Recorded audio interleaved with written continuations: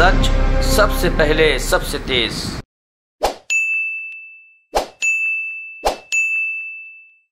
और आप सभी को दीपावली की बहुत बहुत शुभकामनाएं।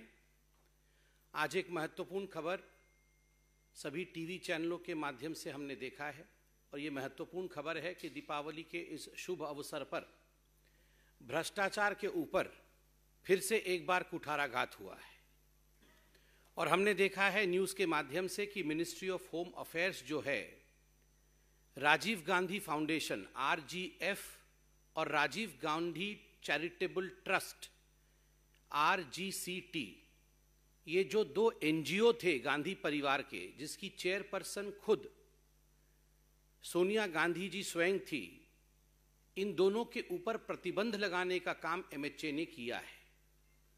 प्रतिबंध FCRA foreign contribution regulatory act के अंतर्गत, जो 2002 में एक्ट बना था, उस एक्ट के अंतर्गत ये कार्यवाही हुई है। और जो कुछ भी मैं आज बताने वाला हूं, जैसा कि आपको विदित है, सरकार और पार्टी अलग अलग यूनिट होती है। सरकार पार्टी को ब्रीफ नहीं करती है, इसलिए जो कुछ भी मैं बताने वाला हूं ये पब्लिक डोमेन में है और उन्हीं विषय को मैं आपके सम्मुख प्रतिपादित करने वाला हूं। हम सब ने देखा था कि राजीव गांधी फाउंडेशन को लेकर किस प्रकार से बहुत सारे एलिगेशंस पब्लिक डोमेन में आए थे, बहुत सारे खुलासे हुए थे। और 2020 में किस प्रकार MHA ने एक इंटर मिनिस्ट्रियल कमिटी की भी जो है वो गठन किया था जुलाई 2020 में, जिसमें ED के अफसर, CBI के अफसर मुख्यतः मनी लॉन्ड्रिंग का केस इनकम टैक्स एक्ट और FCRA के अंतर्गत ये जो गांधी परिवार का NGO है उसके विषय में छानबीन कर रहे थे। आज जब ये खबर आई है कि FCRA के अंतर्गत लाइसेंस रद्द किया गया है गांधी परिवार के इस NGO का, भारतीय जनता पार्टी और देश की जनता इसका स्वागत करती है।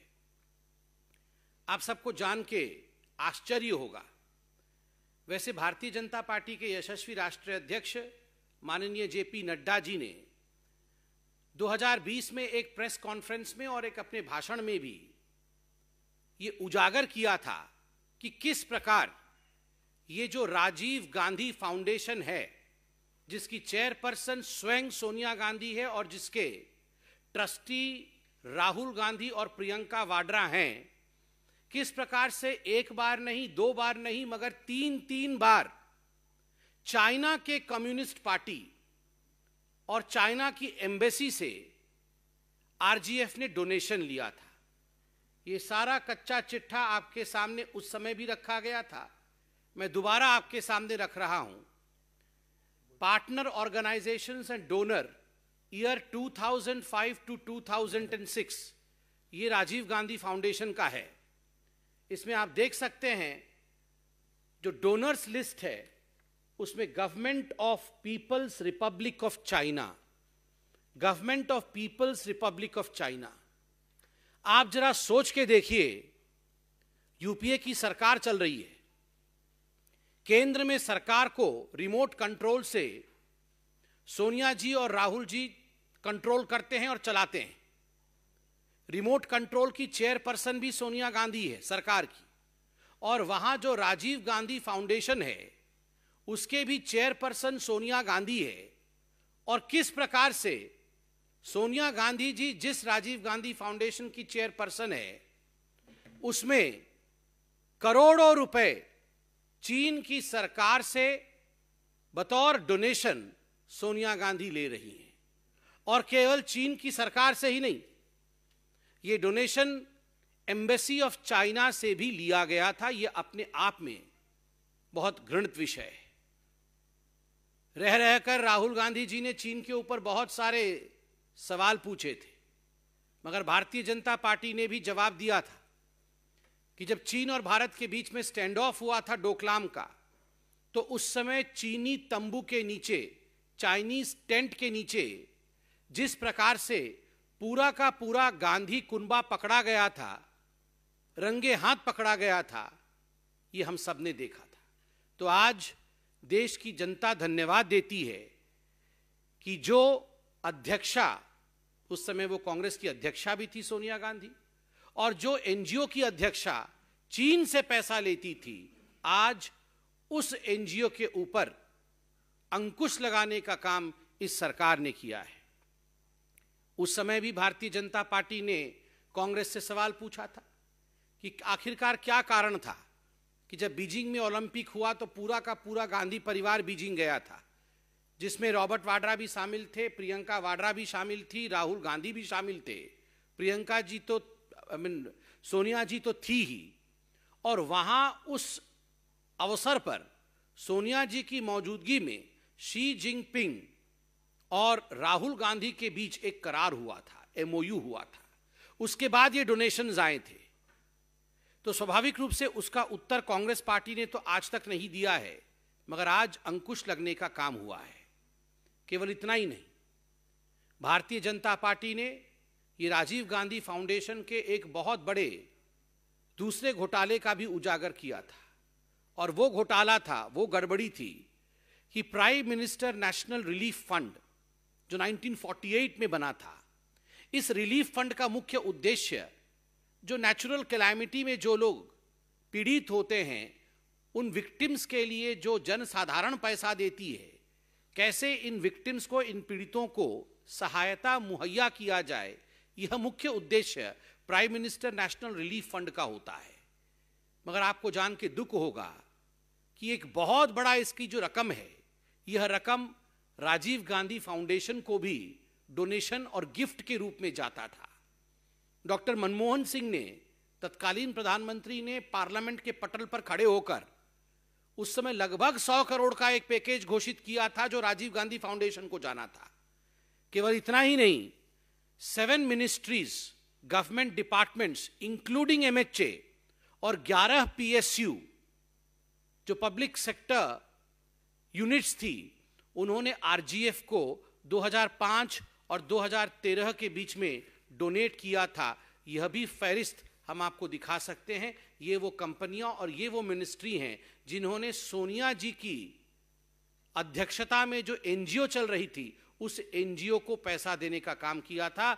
आप देख सकते हैं पीएसयू में LIC, SAIL, GAIL, Oil India Limited, Oriental Bank of Commerce, SBI, Bank of Maharashtra, Housing and Urban Development Corporation Limited, हुडको, ONGC, Steel Authority of India limited.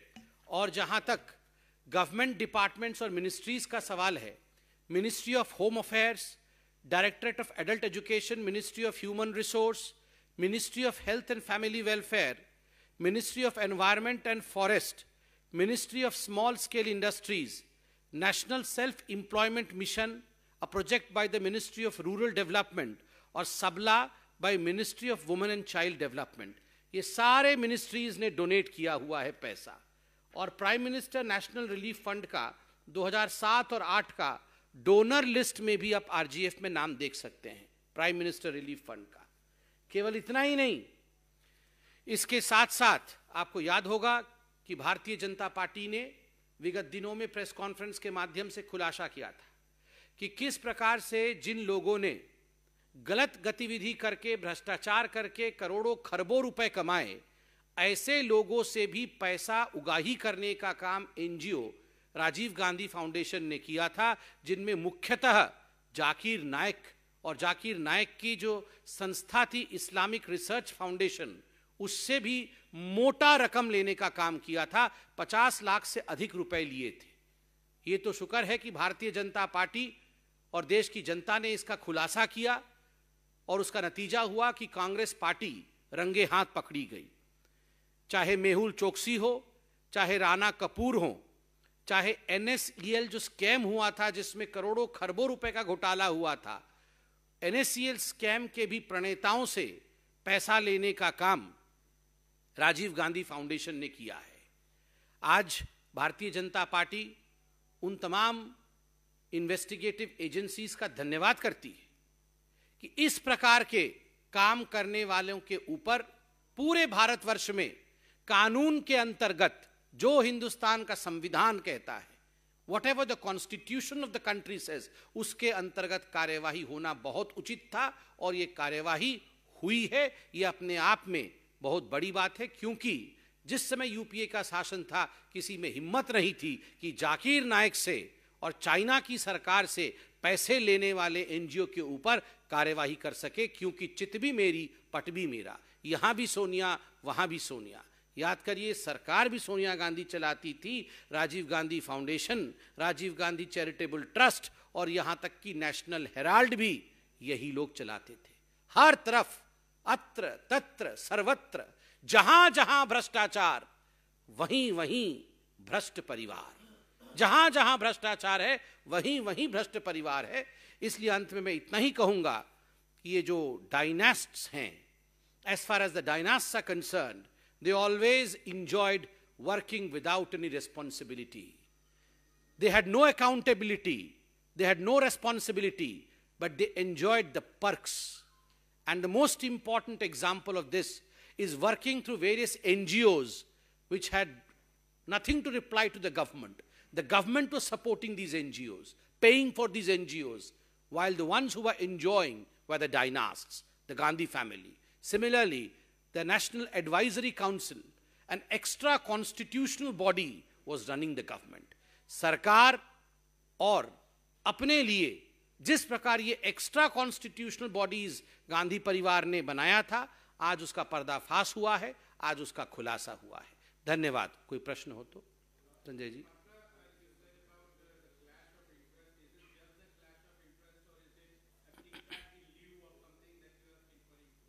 See, as far as our press conference is concerned, we were very particular in the beginning that whatever I speak today, I don't extract from any of the investigative agencies nor from the government, because the government does not report these sensitive matters to the party.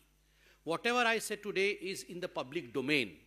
And if you would remember, when we had held press conference back in 2020 or 2021, we had a demand that these should be investigated. And if there is a wrongdoing, then the license will be suspended. Today the license has been suspended. I believe Bharatiya Janata Party stands validated, vindicated, and we thank for the same.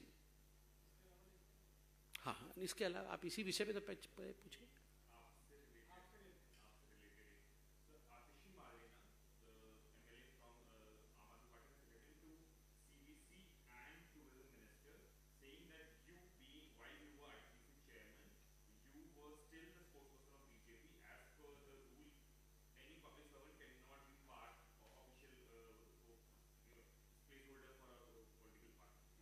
सो उसका जो reply आएगा उसको reply मिल जाएगा। मैं तो reply नहीं दूंगा, reply तो चिट्ठी में आएगा।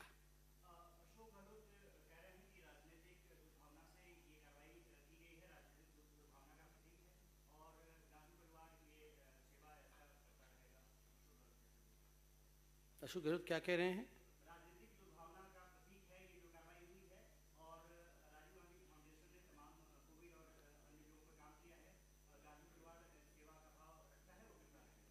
चलिए, अशोक गहलोत जी बहुत दिन के बाद गांधी परिवार के समर्थन में बाहर निकले हैं। इससे पीछे तो वो गांधी परिवार के लिए जिस प्रकार का षड्यंत्र कर रहे थे और उसका नतीजा क्या रहा है वह भी हम सब ने देखा है। मगर कानून सबके लिए एक है। गांधी परिवार और गांधी परिवार द्वारा चालित एनजीओ कभी भी कानून से बढ़कर नहीं हो सकती है। कुंदन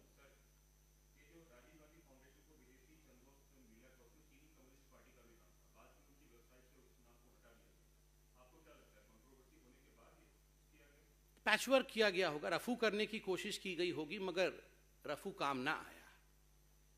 और कोई? बहुत बहुत धन्यवाद।